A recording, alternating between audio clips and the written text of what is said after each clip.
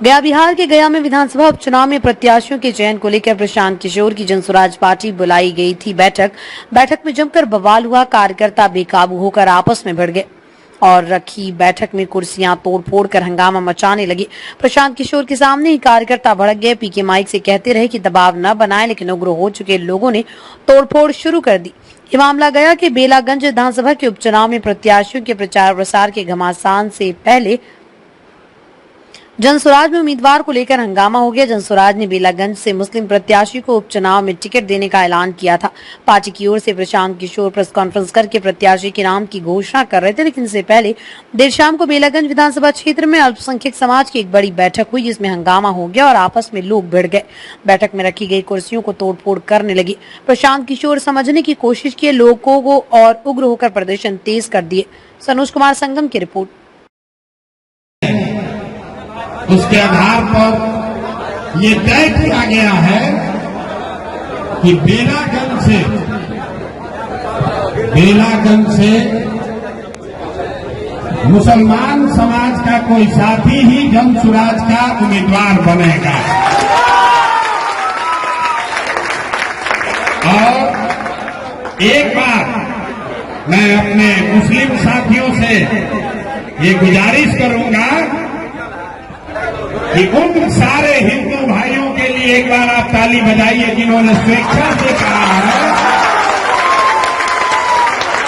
जिन्होंने स्वेच्छा से कहा कि भैया बेलागंज में आप मुस्लिम साथी को लड़ाइए, क्योंकि उनका ये हक बनता है।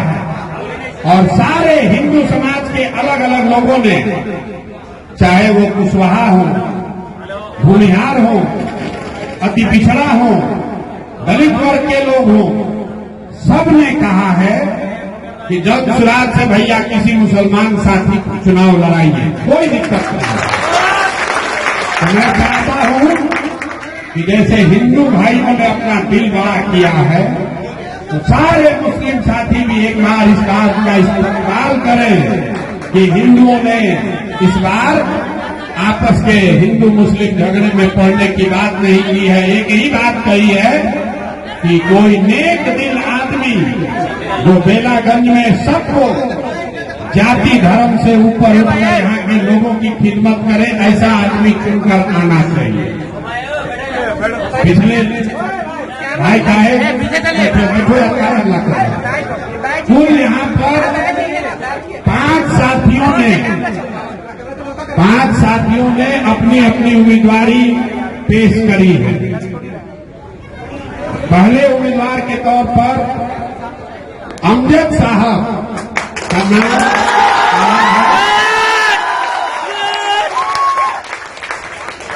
दूसरे उम्मीदवार के तौर पर और भी लोग हैं। आपने तारीख में ये नहीं कहा कि पहले हो गए हम, जब रिजल्ट से पहले ही एकदम उतावला हो गया और इसी पे लगना चाहिए। यहाँ कबड्डी का मैच देखने मुखिया जिंदाबाद।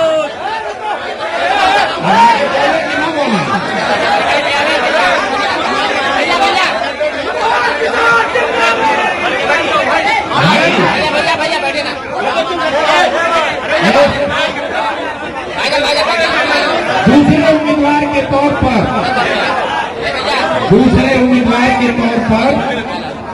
जिन साथी ने अपनी दावेदारी पेश की है, वो यहाँ मिर्जा गालिब कॉलेज के प्रिंसिपल सरफराज साहब हैं। एक बार मैं चाहूंगा कि अपना खड़ा होकर आप भी इस्तेमाल करने का कर दिया। नहीं चलेगा। आपसे पूछे हैं